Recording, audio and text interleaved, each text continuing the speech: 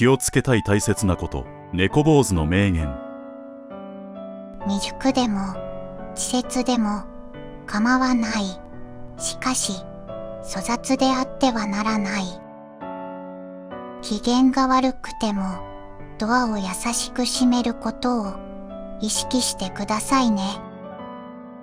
なんでわかってくれないの？原因は相手じゃなくて自分にあることが大半。言わなくてもわかるだろうと思う勘違いから誤解と溝が深まる。